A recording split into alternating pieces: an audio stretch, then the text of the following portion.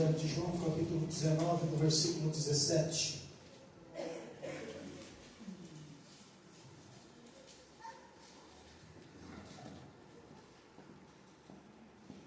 E, levando ele às costas sua cruz, saiu para o lugar chamado Calvário, que em hebraico se chama Gólgota, aonde o crucificaram, e com ele outros dois, um de cada lado e Jesus no meio. Pilatos escreveu também um título e pôs em cima da cruz, e nele estava escrito: Jesus Nazareno, Rei dos Judeus. E muitos dos judeus leram esse título porque o lugar onde Jesus estava crucificado era próximo da cidade, e estava escrito em hebraico, em grego e em latim. E dizia, pois, os principais sacerdotes dos judeus a Pilatos: não escreva Rei dos Judeus, mas que ele disse: sou Rei dos Judeus. E respondeu Pilatos: o que escrevi, escrevi. Tendo, pois, o soldado crucificado a Jesus, tomaram as suas vestes e fizeram 4 partes, para cada soldado uma parte, e também a túnica, porém, tecida, toda de alto a baixo, não tinha costura. Disseram, pois, uns aos outros: não rasguemos, mas lançamos sorte sobre ela, para ver de quem será. E isso foi assim, para que se cumprisse a Escritura que diz: dividiram entre si as minhas vestes, e sobre a minha túnica lançaram sorte. Os soldados, pois, fizeram essas coisas. E junto à cruz de Jesus estava sua mãe e irmã de sua mãe, Maria, mulher de Clopas, e Maria Madalena. Ora, Jesus, vendo ali sua mãe, e que os discípulos a quem ela amava estavam presentes, disse à sua mãe: mulher, eis aí o teu filho. Depois disse aos discípulos: eis aí a tua mãe. E desde aquela hora os discípulos receberam em sua casa. Depois, sabendo Jesus que já todas as coisas estavam determinadas para que se cumprisse, disse: tenho sede. Estava, pois, ali um vaso cheio de vinagre, e encheram de vinagre uma esponja, e pondo no isopo, chegaram à sua boca. E quando Jesus tomou o vinagre, disse: está consumado. E inclinando a cabeça, entregou seu espírito. Os judeus, pois, para que no sábado não ficasse os corpos na cruz, visto que era preparação, pois era o grande dia de sábado, rogaram a Pilatos que lhe quebrasse as pernas e fosse tirado. Porém, os soldados, na verdade, quebraram as pernas aos primeiro e ao outro que com ele foi crucificado. Mas, vindo Jesus e vendo já morto, não lhe quebraram as pernas. Contudo, um soldado lhe furou ao lado com uma lança, e logo saiu sangue e água. E aquele que viu testificou, e o seu testemunho é verdadeiro, e sabe que é verdade o que diz, para que também vós creia, porque isso aconteceu para que se cumprisse a Escritura, que diz: nenhum dos meus ossos será quebrado. Outra vez diz a Escritura: verão aquele que transpassaram. Versículo 30, e quando Jesus tomou o vinagre, disse: está consumado. Inclinando a cabeça, o entregou o Espírito. Se assente, por favor. Essa palavra está consumado. Ela é uma palavra grega.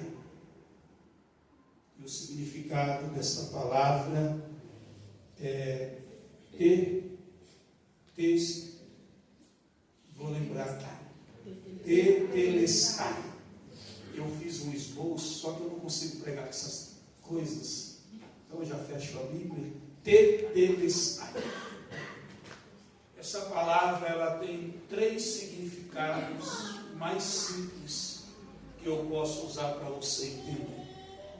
Essa palavra ela era usada em algo que um pai ordenava o seu filho para fazer. Essa palavra ela era utilizada para uma missão que o pai ele dava a um filho. Quando o filho fazia aquilo que o pai lhe ordenou, e ele havia concluído a missão que o pai lhe mandou, quando ele retornava para o seu pai, ele dizia: pai, a missão que o Senhor me deu, eu concluí. Ele dizia: tetelestai, que quer dizer está consumado. Ele queria dizer para o pai: eu recebi uma missão do Senhor e eu fui fiel à missão que o Senhor me deu. E por o Senhor ter confiado ela em mim, eu concluí. É isso que Jesus está bradando quando ele diz: está consumado. Ele está dizendo: eu recebi uma missão. O que Jesus está querendo dizer aqui é: ninguém tirou a minha vida. Eu nasci com um propósito, eu nasci com uma missão e eu a concluí. E ele está dizendo: tetelestai, está consumado. Pai, aquilo que o Senhor confiou, eu concluí. Eu fiz. Aleluia. O segundo significado para esta palavra tem um significado mais profundo para nós.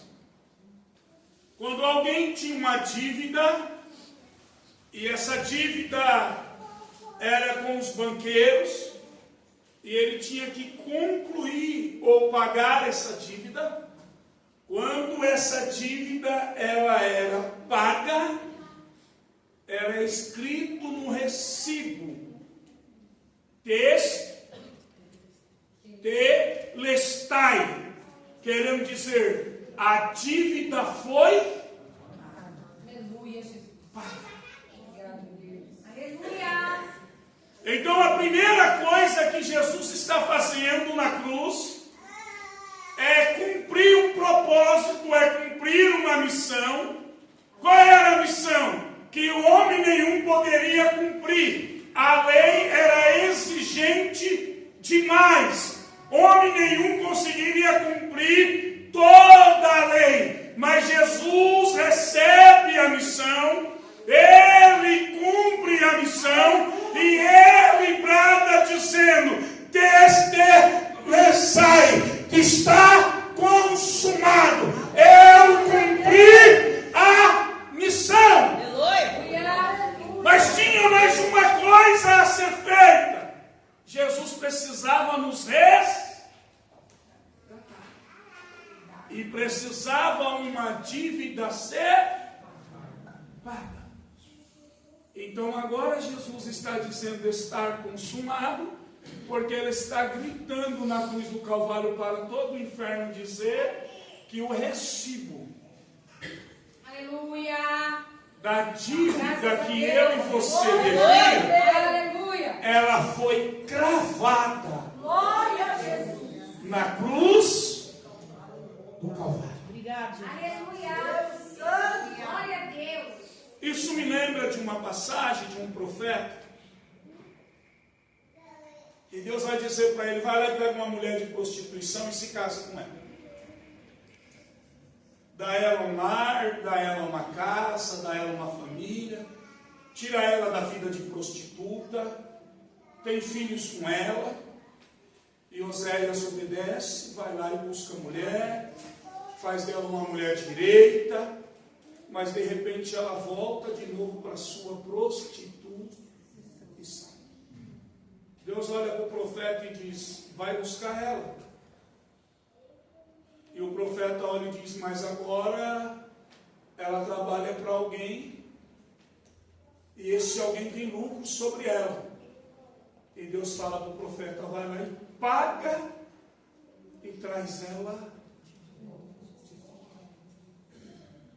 A esposa de Oséias simboliza a nação, o povo eleito, o povo escolhido, que Deus tirou da escravidão, tirou do jugo de Satanás, tirou da mão de Faraó, deu a eles uma terra, deu a eles um nome, foi o rei da nação por eles, mas eles decidiram virar as costas para esse Deus que os amou, que deu a eles caráter, reputação, que deu a eles, fizeram deles uma grande nação, e voltou de volta à idolatria. Voltou a se prostituir. O que Oséias vai fazer é o que Cristo está fazendo. Vai lá e paga para ter ela de novo. Cristo morreu para que o recibo da dívida que era contra mim, você fosse rasgado. Aleluia, Deus. Cristo morreu para nos resgatar e dizer: ei, não há mais nenhuma cédula, não há nenhuma dívida, o seu saldo não está negativo, eu paguei, tetelestai, está consumado, a dívida está paga. Glória a Deus. Glória a ti, Senhor. O diácono Levi trouxe uma ministração aqui para a oferta na quinta-feira. E ele falou Romanos capítulo 8, verso 1. Que diz o quê? Que nenhuma condenação há para aqueles que estão em Cristo Jesus, cuja vida coberta está pelo sangue derramado lá na cruz. Aí ele vai dizer que não anda segundo a carne, mas que anda pelo Espírito de Deus. Eu quero te assegurar nessa noite, eu quero te assegurar que não tem nenhuma condenação mais sobre você. Eu quero te assegurar nessa noite que não há mais nenhuma condenação sobre a igreja de Cristo, a Jesus. Pastor, eu errei, eu peguei, eu fraquejei. Isaías vai dizer que ainda que o meu e o teu pecado seja vermelho como a escarlate, o sangue de Jesus derramado na cruz do Calvário nos torna alvo como a lã e puro como a neve. O seu acusador foi vencido, o meu acusador foi vencido. Mas tem outro significado bastante importante. Quando alguém comprava uma propriedade e ele ainda não havia quitado, quando ele pagava a última prestação daquela propriedade para perante a lei verdadeiramente ser alguém que fosse o dono e tomar posse, era-se carimbado, e nesse carimbo com o selo, estava o carimbo dizendo, ajuda aí, Flávio, Tetelestai, está, era um selo que queria dizer assim, esse terreno não é um terreno sem dono.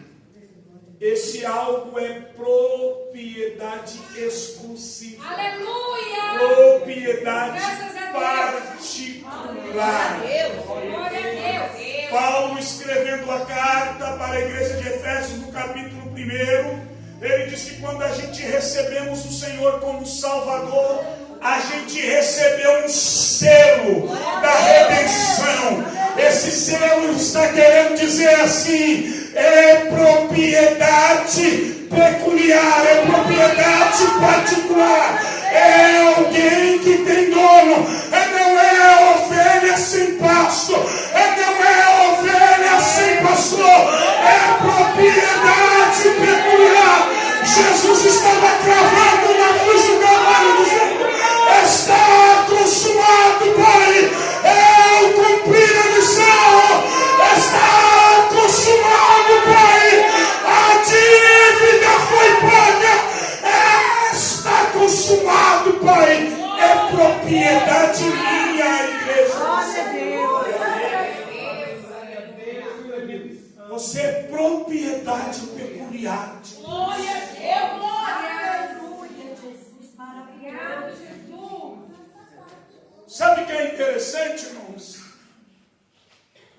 Que quando você pega um terreno, que o dono não cerca, não mura, não coloca um portão, e aquele terreno está ali, o dono não liga, ou alguém diz assim, ninguém sabe quem é o dono.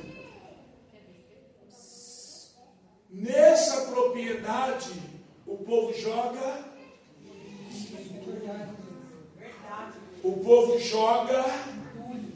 lixo. Tudo que não presta, coloca-se lá.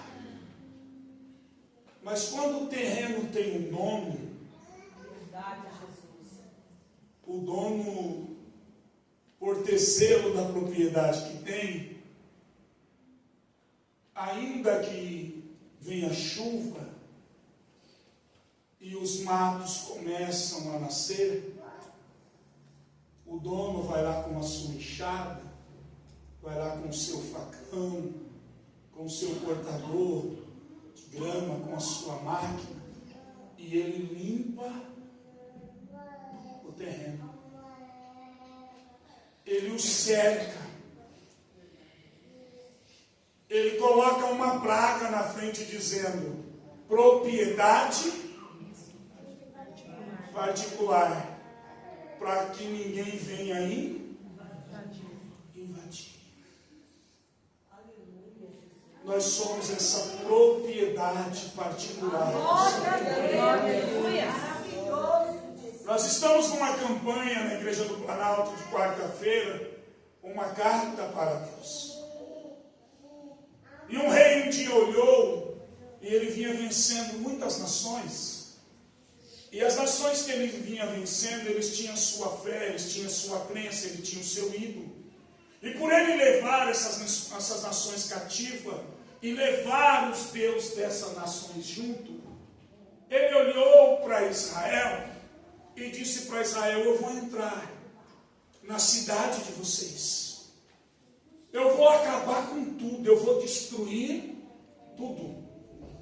E não se apegue no Deus de vocês. Porque todas as nações que eu entrei, eles também tinham um Deus. E o Deus dessas nações não foi capaz de livrar eles das minhas mãos. O seu Deus, Israel, não vai ser capaz de livrar vocês das minhas mãos.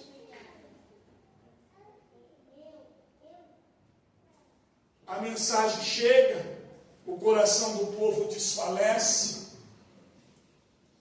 o rei pega a carta de afronta, vem para o altar orar e apresenta a carta a Deus dizendo: bem verdade é que ele entrou em todas as ações e destruiu tudo, mas tem uma coisa de mentira nessa carta. Ele disse que nenhum dos deuses foi capaz de livrar ele da mão dele, e é verdade, porque os deuses das outras nações são algo criado por mãos humanas, mas a nação de Israel não foi um Deus criado por mãos humanas. A nação de Israel tem um Deus que criou todas as coisas. Aleluia, Deus vai tomar o profeta Isaías e vai falar para o rei o seguinte: fique tranquilo, porque ainda que ele está afrontando e ameaçando, nessa cidade ele não vai entrar. Escute bem, não vai lançar tranqueira alguma. Era Deus dizendo: aqui não é terra sem dono, aqui não é terreno abandonado, não vai jogar entulho, não vai jogar sofá, não vai fazer arruaça, aqui é propriedade particular minha. Só que não para por aí. O texto vai dizer que Deus vai falar pelo profeta dizendo: pelo caminho que ele veio, ele vai. Estou colocando um anzol sobre o nariz dele. Amém. Aleluia. Sabe o que Deus está dizendo para a nação de Israel? Vocês têm o meu selo. Glória a Deus. Vocês são propriedade minha. Glória a Deus. E eu resumo aqui para nós ir para a ceia, que a hora já deu. Um jovem aceitou Jesus, veio para casa todo feliz. E essa ilustração é para você entender. Ele morava numa casa de 5 cômodos. E ele entrou para dentro da casa e disse assim para Jesus: eu aceitei o Senhor, agora eu creio em ti, eu sou um servo de Deus. Só que tem um negócio, Jesus: o Senhor vai ficar nesse último cômodo aqui da casa. Os outros 4 cômodos da casa, quem manda ainda sou eu. Eu te recebi, eu creio que o Senhor é meu Salvador, mas esse quartinho é seu. Daqui para cá quem manda sou eu. Meia-noite alguém bateu na porta da casa do jovem, o jovem desceu para atender, era o diabo. Deu-lhe uma surra nele, o pau quebrou, ele subiu bravo, bateu no quartinho, Jesus levantou, acordou e disse: o que foi? Eu aceitei o Senhor, o diabo veio aqui na porta, me deu uma surra. Jesus olhou para ele e disse assim: você disse que o quartinho é meu, o resto da casa, então quem atende os convidados é o dono, o quartinho é meu. O jovem aprendeu rápido e diz: a partir de hoje eu entrego a casa, todos os 5 quartos é eu. No outro dia, meia-noite, bateu na porta. Satanás bateu, o jovem levantou. Jesus disse assim: vai dormir? A casa é minha, quem atende sou eu. Jesus desceu, Satanás orou e disse: errei o endereço, errei a casa, não é neste lugar. Você entendeu? Que quando você totalmente dizer: eu sou a tua morada, como nós cantamos, a minha casa é tua, a minha vida é do Senhor, você vai parar de apanhar na vida. Você vai entender que quem vai pelejar por você é Deus. Você vai entender que não é você que vai guerrear. Ele não vai entrar nessa nação, ele não vai entrar nessa cidade. Estou colocando um anzol sobre ele. Ele pode entrar na cidade vizinha, ele pode entrar na outra nação, mas Israel, essa nação tem dono. Esse povo tem.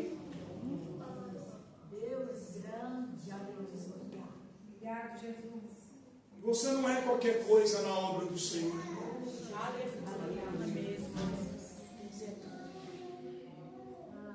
Você é a noiva. Oh, glória! Glória a Deus! Você é filho por adoção. Foi enxertado por intermédio de Cristo. Você é cordeiro. Glória a Deus! Sua herança é o céu. Glória a Deus! A minha herança é o céu. Glória a Deus!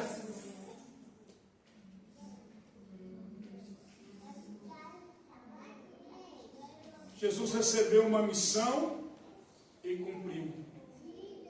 Jesus pagou a nossa e colocou um selo em nós dizendo: é minha propriedade.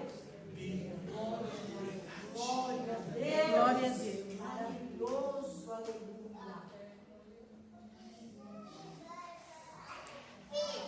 Você é propriedade do Senhor. Se coloque